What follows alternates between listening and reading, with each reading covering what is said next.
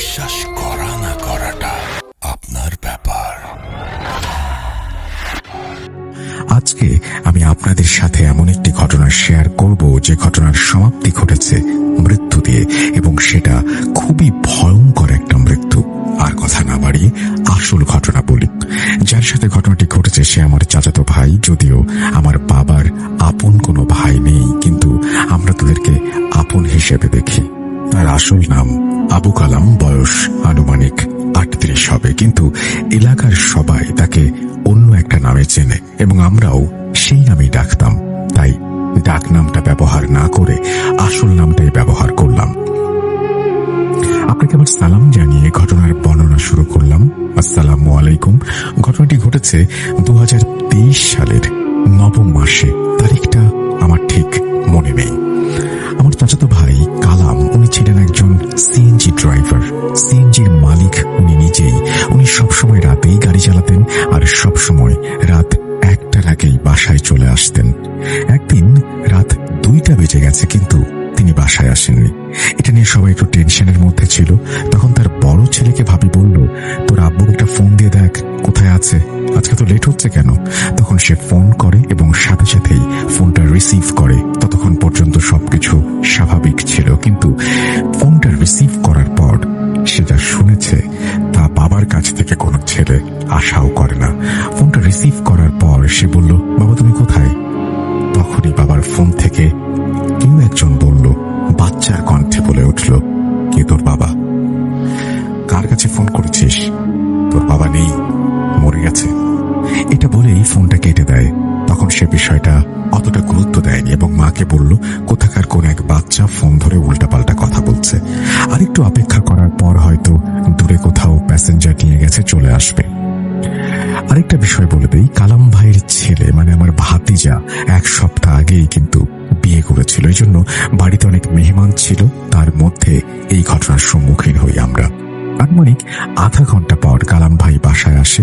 তখন তাকে তার ছেলে জিজ্ঞেস করলো, আব্বু এত লেট হয়েছে কেন?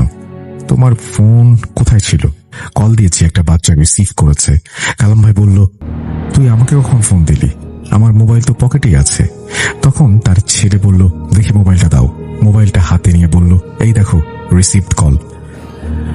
40 সেকেন্ড তুমি আমার সাথে কথা বলেছ।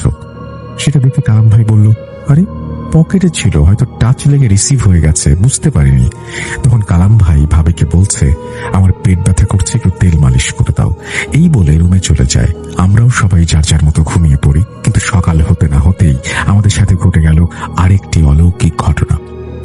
সকালবেলা কালাম ভাই যখন ঘুম থেকে ওঠে, তখন আমরা দেখি তার পুরো পাটা ফুলে এমন ভাবে ফোসকা উঠে গেছে যেন পায়ে গরম তেল ঢেলে দিয়েছে কেউ। সে ঘুমন্ত অবস্থায় এত কিছু টের পায়নি। তারপর সবাই তাকে ধরাধরি করে হসপিটালে নিয়ে গেল, কিন্তু ছোট কোনো হসপিটাল তাকে ভর্তি নেয়নি। পরে একটা বড় হসপিটালে তাকে ভর্তি করানো হয়। অনেকগুলো টেস্ট করানোর পরেও ডাক্তার তার কোনো রোগ খুঁজে পাচ্ছিল না। তখন এক ডাক্তার বলেছিল, আমার কাছে এটা ভুতুরে কোনো বিষয় মনে হচ্ছে, কিন্তু তখন তার এই কথা কেউ গুরুত্ব দেয়নি। তারপর চিকিৎসা শুরু হয়, কিন্তু যতই দিন যাচ্ছে ততই অবস্থা খারাপ হচ্ছে। যেতে যেতে 3 দিন পর কালাম ভাইয়ের বড় ছেলের ওপরে হঠাৎ করে জিন ভর করে। তখন এলাকার হুজুর আনা হয়। হুজুর ওই জিনকে জিজ্ঞাসা করে, কে তুই, কেন এসেছিস? জবাবে খুব ভয়ঙ্কর কণ্ঠে সে বলে ওঠে, সে আমার খাবারে পা দিয়েছে, ওকে আমি ছাড়বো না, তোরা কেউ আমার কিছু করতে পারবি না। এটা বলেই সে অজ্ঞান হয়ে যায়। জ্ঞান ফিরলে হুজুর ঝাড়ফুঁক করেন এবং শয়তান জিন আসবে না বলে চলে যান। পরে সবার বুঝতে বাকি রইল না এটা আসলেই শয়তান জিনের কাজ। তারপর একজন ভালো হুজুর আনা হয়, ঘর বন্ধ করে দিয়ে তিনি চলে যান। এর 2 দিন যেতে না যেতেই এবার কামাল ভাইয়ের বড় ছেলের বইয়ের ওপর জিন ভর করে। তখন স্পষ্টভাবে কিছু বলেনি, কিন্তু অস্বাভাবিক আচরণ দেখে সবাই বুঝতে পারে কোন শয়তান আত্মা ভর করেছে। তখন বাড়ির মুরব্বীরা যে সূরা পারেন সেই সূরা পড়ে ফু দেন। কিছুক্ষণ পরে সে অজ্ঞান হয়ে মাটিতে পড়ে যায়। জ্ঞান ফিরলে তাকে যখন জিজ্ঞাসা করা হয় কি হয়েছিল, তখন সে কিছুই বলতে পারে না। এই ব্যাপার তার বাবা মাকে জানানো হলে তারা কাউকে কিছু না জানিয়ে পরের দিন 3 জন হুজুর নিয়ে চলে আসেন। তারপর হুজুরগুলো ঘরে ঢোকার সাথে সাথে তাড়াহুড়ো করে ঘর থেকে বেরিয়ে আসেন এবং বলেন, আমাদের ক্ষমা করবেন, আমাদের পক্ষে কিছু করা সম্ভব না, এটা খুবই নিয়ে চলে যান। তারপর সব মহিলারা একসাথে বসে এই বিষয় নিয়ে আলাপ আলোচনা করতে করতে এক সময় তাদের কেউ একজন বলে ওঠে, আগে এমন কিছু ছিল না, ওই ছেলের সাথে বিয়ে হবার পর থেকে সব অস্বাভাবিক ঘটনা ঘটেই চলেছে। কালাম ভাইয়ের মা তখন বললেন, এই বিষয়ে আমার অনেক আগেই সন্দেহ হয়েছিল, কারণ আমাদের ফ্যামিলিতে অতীতে এমন কোনো ঘটনা ঘটেনি। বিয়ের পর থেকেই সবকিছু এলোমেলো হয়ে যাচ্ছে। তখন কালাম ভাইয়ের বউকে জিজ্ঞেস করা হয় তার সাথে বিয়ের আগেও এরকম কিছু ঘটেছিল কিনা। জিজ্ঞেস করার সাথে সাথে সে সবকিছু বলে দেয়। সে বলে বিয়ের আগেও অনেকবার জিন ভর করেছে এবং ভয়ে সে কাউকে বলেনি। পরে সবাই ধরে নেয় এই মেয়েকে বিয়ে করার কারণে এইসব ঘটনা ঘটেছে। কিন্তু এখানে একটা গরমিল আছে। কালাম ভাইয়ের ছেলের ওপর যে জিন ভর করেছিল, ওই জিন তো বলেছিল সে নাকি তাদের খাবারে পা দিয়েছে, আর এই কারণেই নাকি তাদের বাবার এই অবস্থা। এদিকে কালাম ভাইয়ের অবস্থা দিন দিন খারাপ হতে লাগলো। 10 থেকে 12 দিন হয়ে গেল, পায়ে মাংস পচে যাচ্ছে। ডাক্তার বলেছে অপারেশন করতে। পরে তাকে ঢাকায় একটা হাসপাতালে নিয়ে গিয়ে অপারেশন করা হয়।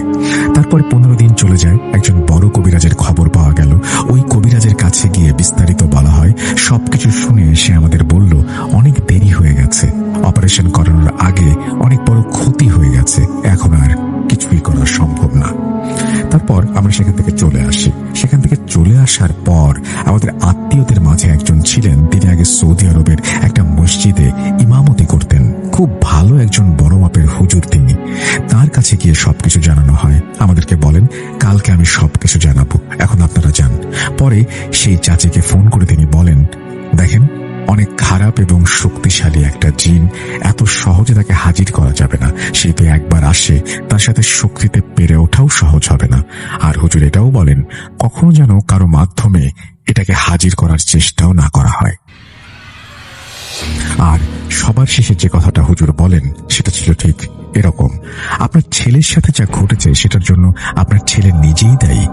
আপনার ছেলেই আগে ওই জিনের ক্ষতি করেছে, এই জন্যই ওই জিন আপনার ছেলের এই অবস্থা করেছে।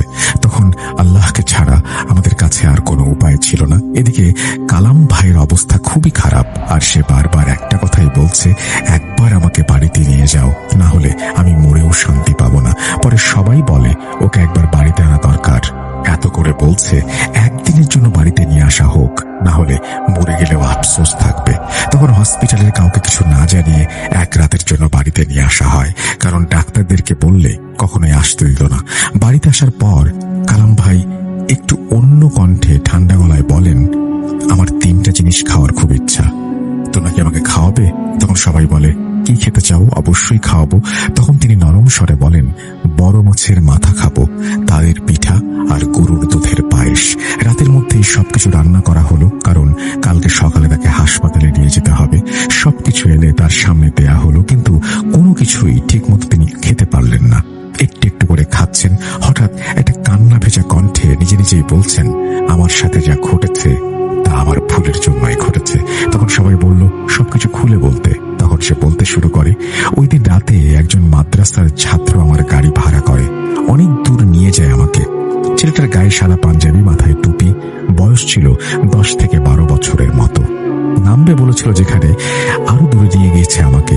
তখন আমি তাকে বললাম, আপনি যেখানে বলেছেন সেখান থেকে তো অনেক দূরে নিয়ে আসলেন, আমাকে ভাড়া বাড়িয়ে দিতে হবে। উনি 1 টাকাও বাড়িয়ে দিতে পারবেন না বললেন। কথা কাটাকাটির মাঝখানে এক পর্যায়ে আমি তাকে ধাক্কা মারি। সে আমার থেকে একটু দূরে গিয়ে কোথায় যেন গায়েব হয়ে যায়। আমি ভাবলাম ছোট মানুষ, হয়তো ভয়ে লুকিয়ে গেছে। পরে খেয়াল করে দেখি আশেপাশে কোনো বাড়ি ঘরও নেই, জায়গাটা খুব নীরব, শুধু বাতাসের শব্দ। তখন আমি তাড়াতাড়ি করে ওইখান থেকে চলে আসলাম। আর তারপরে এই ঘটনা। এই বলে সবকিছু একটু একটু করে খেয়ে হাত ধুয়ে নিল। সবাই আফসোস করছিল, কেন এগুলো আগে জানতে পারেনি তারা, কেন বলেনি আগে। সকাল হলে হাসপাতালে নিয়ে যাওয়া হয়। ঠিক 3 থেকে 4 দিন পর সে মারা যায়, আর তার ফ্যামিলিতে নেমে আসে শোকের ছায়া। কিন্তু এখানে আরেকটা বিষয়, প্রথমে যে ওর ছেলেকে যিনি ভর করেছিল, ওই জিন কেন মিথ্যা কথা বলল? আর ওর ছেলের বউয়ের সাথে ঘটে যাওয়া যে ঘটনাগুলো, সেগুলো কি ছিল? তাহলে ওদের দিয়ে মিথ্যা কথা বলা কি ওই শয়তান যিনি বলিয়ে নিয়েছিল? আমার কাছে আজও সেটা রহস্যময়। এই বলেই আমি আমার ঘটনা শেষ করলাম। যাই হোক, ঘটনাটি আমার কাছে একটু কেমন যেন লেগেছে, আমি ঠিক পুরোটা বুঝতে পারিনি। যদি আপনারা বুঝতে পেরে থাকেন, আমার কাছে মনে হয়েছে যে তিনি একটা ভুল করেছিলেন, সেই কারণে তাকে জিন আসর করেছে।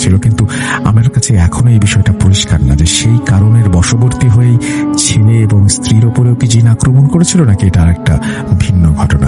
আশা করছি এই ঘটনাটি আপনাদের ভালো লেগেছে। যদি ভালো লাগে অবশ্যই আমাদের জানাবেন। যদি খুব ভালো লাগে তাহলে এই লিঙ্কটি শেয়ার করবেন আপনার বন্ধুর সাথে, কাছের মানুষের সাথে।